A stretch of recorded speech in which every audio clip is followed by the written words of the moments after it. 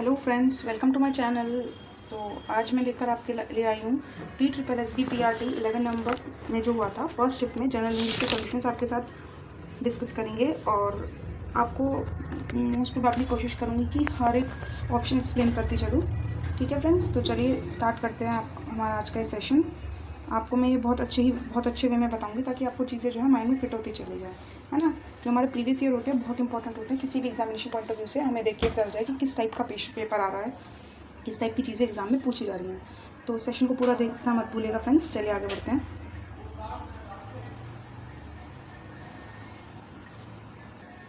First question जो पूछा गया था वो था द मैन एट योर, देखिए एक्सपैंड कर देती हूँ क्वेश्चन को। The man at your local coffee shop has never left the country but speaks as though he has lived in London all his life. His British accent is in. एक man की बात करें local coffee shop पे, कभी उसने अपनी country नहीं छोड़ी, कभी दूसरी कंट्री विजिट नहीं की, लेकिन ऐसे बातें करते जैसे कि लंदन में रहा हो, अपनी पूरी ज़िंदगी लंदन में रहा हो, है ना। तो उसका ब्रिटिश एसेंट कैसा है, क्या है, एब्रेशन। देखो सबके अगर मीनिंग क्लियर होंगे, चारों वोकैब के मैं मीनिंग पता होंगे, चारों जो वर्ड्स दिए गए हैं, तो हम इजीली इस क्वेश्चन के साथ टैकल कर सकते हैं। फर्स्ट वर्ड था एब्रेशन। एब्रेशन का मीनिंग मैं बताती हूँ, area of person's body where the skin has been scraped. जैसे कि कहीं बॉडी पे स्क्रैच आ जाता है तो वो जो स्किन का हमारा पोर्शन हो गया वो एब्रेशन बोल देंगे उसको, है ना। एरिया ऑफ दैट पोर्शन, उसके लिए एब्रेशन वर्ड यूज़ करेंगे। स्क्रैच आ गया, कहीं से चोट लग गई, छोटी मोटी घिसड़ आ गई, तो उसके लिए हम एब्रेशन वर्ड यूज़ करेंगे, ठीक है ना। अब देखो इसमें जो थर्ड दिया है इसका करेक्ट आंसर क्या है, अफेक्टेशन। अफेक्टेशन का मतलब होता है प्रिटेंस, दिखावा करना, है ना। अब यही तो है ना कि उसने जो है कभी भी अपनी दूसरी कंट्री विजिट नहीं की, अब ऐसे शो करता है जैसे कि हमेशा पूरे साल लंदन में ही रहता हूँ, है ना। तो इसका जो है his British accent is an affectation, यानी दिखावा है, ठीक है ना। और एक्यूमुलेशन का मतलब होता है इकट्ठा करना, ठीक है। चलिए नेक्स्ट क्वेश्चन पे आते हैं। You might dash your ability to sing well to the thousands of rupees your parents spend for music lessons. देखो इसका आंसर ना इम्प्यूट है। अब मैं बताती हूँ इम्प्यूट का मीनिंग क्या होता है, जिसकी वजह से हम इजीली अगर मीनिंग पता होगा तो फिल कर पाएंगे। इम्प्यूट का मतलब होता है to say that someone is responsible for something that is happened, है ना। भाई अगर ये चीज़ हुई है तो ये इसकी वजह से हुई है ना। देखो इसमें दिया हुआ है कि भाई तुम जो आज इतना अच्छा गा पा रहे हो वो इस वजह से है क्योंकि तुम्हारे पेरेंट्स ने जो है हज़ारों रुपये खर्च किया है तुम्हारे म्यूजिक लेसन्स के ऊपर, है ना। तो इम्प्यूट, इसलिए यहाँ पे इम्प्यूट फिल होगा, ठीक है ना। इम्प्यूट का मतलब ही यही है, to say that someone is responsible for something that has happened, चाहे कुछ बुरा हुआ या फिर चाहे गलत हुआ हो, सही हुआ हो चाहे कुछ भी हुआ हो, ठीक है ना। उस सेंस में हमारे यूज़ होगा। चलिए आ जाते हैं अपने नेक्स्ट क्वेश्चन पर। What is the antonym of straight. Straight word दिया है, क्वेश्चन को जरूर ध्यान से पढ़ना है। स्ट्रेट वर्ड दिया है, हमें इसको बताना है, हमें इसका एंटोनिम बताना है। What is the antonym of straight. Straight हमें 4 ऑप्शन दिए गए थे, वाइड, सिचुएशन, पास, नैरो। देखो ये स्ट्रेट जो है ये ज्योग्राफी की टर्म है, इसको एक्सप्लेन कर देती हूँ मैं। Narrow area of water, water का नैरो एरिया जो कि 2 वाटर बॉडीज़ को कनेक्ट करता है, उसको बोलते हैं स्ट्रेट, है ना। तो हमें बताना था एंटोनिम। इसका मीनिंग तो हो गया नैरो, नैरो के सेंस में आ गया, लेकिन तो इसका सिनोनिम तो हो गया नैरो, तो इसका अपोजिट क्या होगा, वाइड। तो इसका आंसर हमारा क्या हो जाएगा, वाइड, ठीक है फ्रेंड्स। चलिए आगे बढ़ते हैं। फोर्थ क्वेश्चन हमारा पूछा गया था वो था what is the antonym of moot. Moot का एंटोनिम बताना था। मूट एक्चुअली वो सब्जेक्ट हो गया दैट इज़ वो जो डिस्प्यूटेबल है ना, जिस पर लड़ाई चल रही है, विवाद चल रहा है, कि अगर डिस्कशन करेंगे ना तो कोई डेफिनेट आंसर नहीं निकलने वाला, कोई क्लियर कट आंसर नहीं निकलने वाला, लेकिन और ज़्यादा पंगे हो जाएंगे, है ना। Not important therefore not worth discussing, ठीक है ना। मूड का मतलब ये हो गया, और हमें चाहिए इसका एंटोनिम यानी इसका अपोजिट।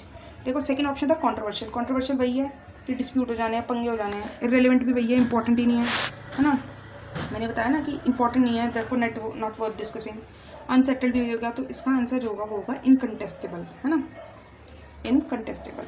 फिफ्थ क्वेश्चन पे आते हैं। What is the synonym of metaphysics. हमें मेटाफिजिक्स का सिनोनिम बताना है। देखो मेटाफिजिक्स का मीनिंग बता देती हूँ। मेटाफिजिक्स का मीनिंग होता है, ये क्या है, फिलॉसफी का पार्ट है। Metaphysics is actually a part of philosophy that is about understanding existence, किसी चीज़ की एग्जिस्टेंस, हमारे नेचर की एग्जिस्टेंस, नॉलेज की एग्जिस्टेंस, उससे डील करता है ना। रियलिटी से कंसर्न है, that is concern with reality, ठीक है ना। और इसका आंसर ऑन्टोलॉजी है, that is also conveying the same meaning. Branch of metaphysics that deals with the nature of existence, है ना, किसी चीज़ की एग्जिस्टेंस, रियलिटी से कंसर्न करता है ये भी। तो इसका सिनोनिम क्या हो जाएगा, करेक्ट, ऑन्टोलॉजी। डिसबिलीफ का मतलब तो ये होता है inability to accept something that is true और रियल, है ना। कोई चीज़ ट्रू है, रियल है, हम उसको मान ही नहीं रहे, विश्वास ही नहीं कर रहे उस पर, तो दैट इज डिसबिलीफ। स्कैप्टिसिज्म की अगर हम बात करें, an attitude that shows doubt, आप डाउटफुल हो किसी चीज़ पे, है ना, डाउट है आपको कि ये सही है भी या नहीं, है ना, तो स्कैप्टिसिज्म उस सेंस में हो गया। प्लूरलिज्म की अगर हम बात करें, the existence of different types of people who have different believes and opinions within the same society. हम अपनी सोसाइटी में रहते हैं, यहाँ पे क्या है, डिफरेंट डिफरेंट लोग हैं, उनके सबके डिफरेंट डिफरेंट बिलीव्स हैं, अपने अपने ओपिनियन हैं, तो दैट इज़ प्लूरलिज्म। ठीक है ना। क्वेश्चन नंबर 6 पे आते हैं, what is the antonym of probate. We have to tell the antonym of probate. सबसे पहले प्रोबेट का मीनिंग देख लेते हैं।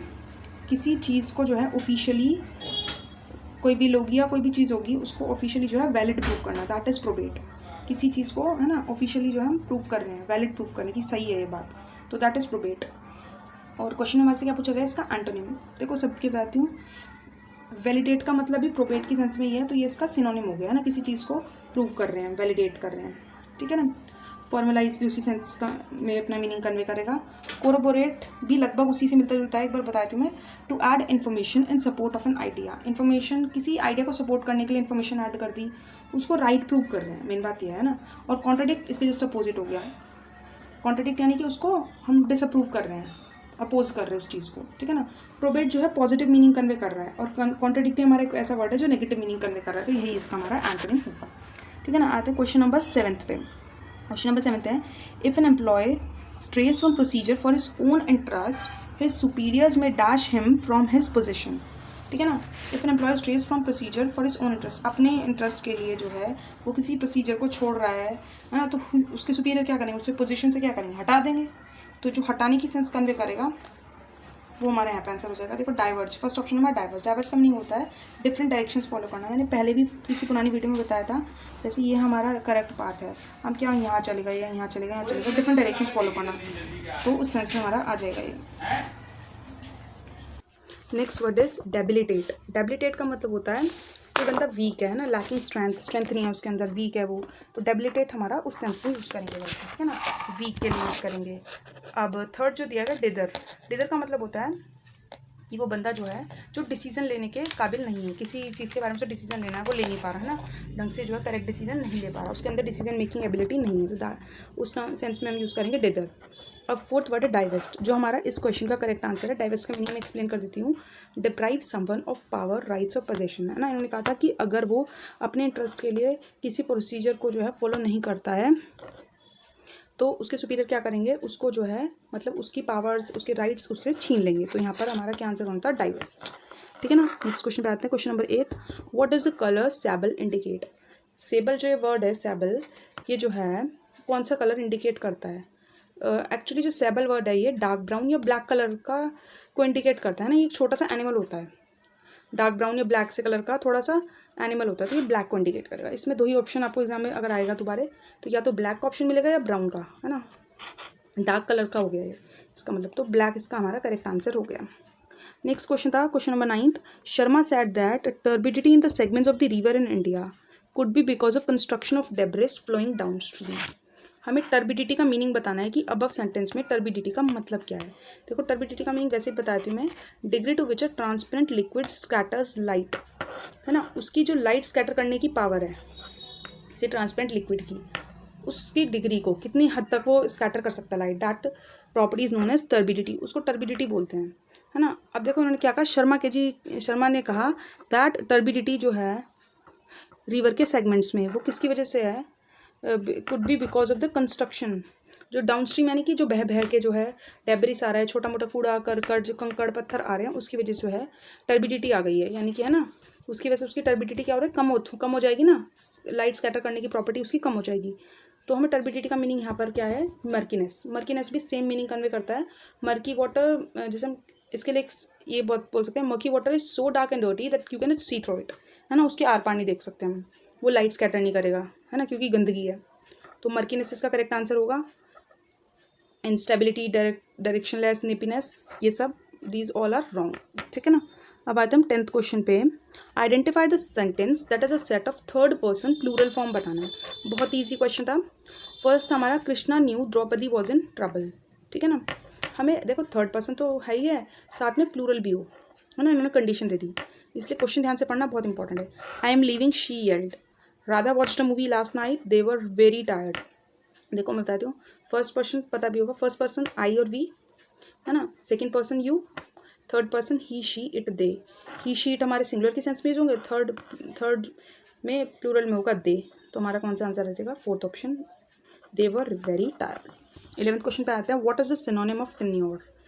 टेन्योर हम देख रहे हैं कि वोकैब के इतने क्वेश्चंस पूछे गए हैं पीआरटी वाले में बहुत ज़्यादा, तो वोकैब जो है मोस्ट इंपॉर्टेंट है, वोकैब पे जरूर फोकस करिए आप लोग, है ना।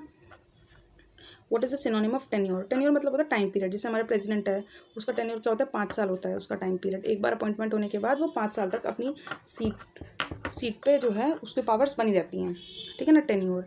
ऐसी ही जो इसका करेक्ट आंसर है वो है इनकम्बेंसी। इनकम्बेंसी का मतलब भी ये होता है the holding of an office, कितने टाइम पीरियड तक कोई बंदा ऑफिस होल्ड करेगा, दैट इज टेन्योर, वो भी टेन्योर ही होता है, ठीक है ना। रेलीगेट का मतलब बता दूं, सेकंड ऑप्शन है हमारा रेलीगेट। रेलीगेट का मतलब होता है इंफीरियर पोजीशन असाइन करना किसी बंदे को, है ना, नीची पोजीशन दे रहे हैं हम किसी को, तो दैट इज रेलीगेट। और डेलीगेट का अगर मतलब होता है, डेलीगेट मतलब होता है जैसे कोई बड़ा,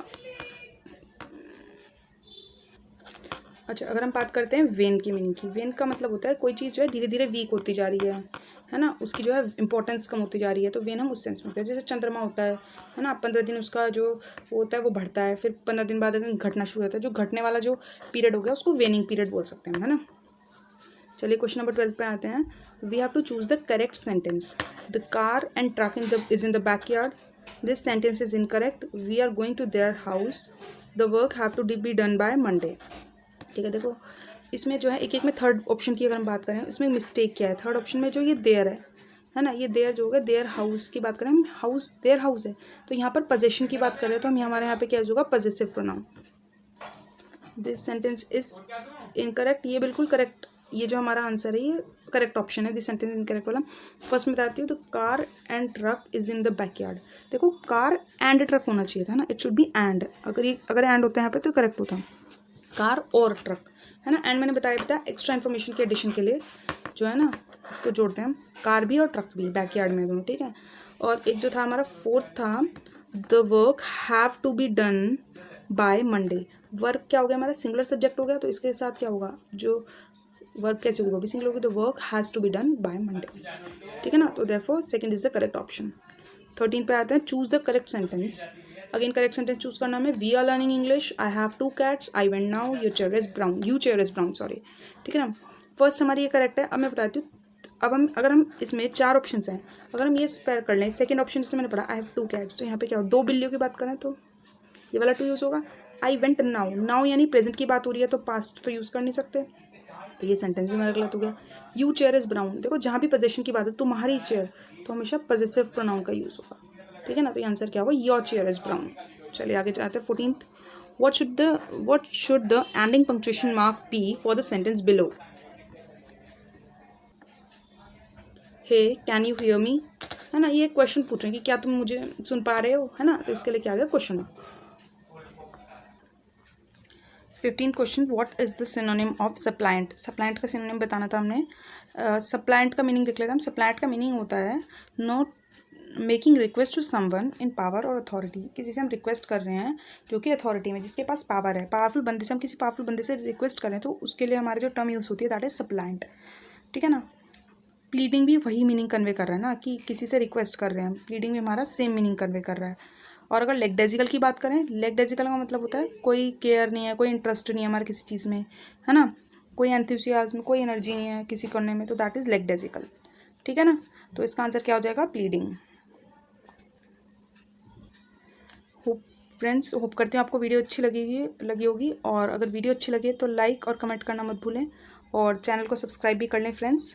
थैंक यू फ्रेंड्स।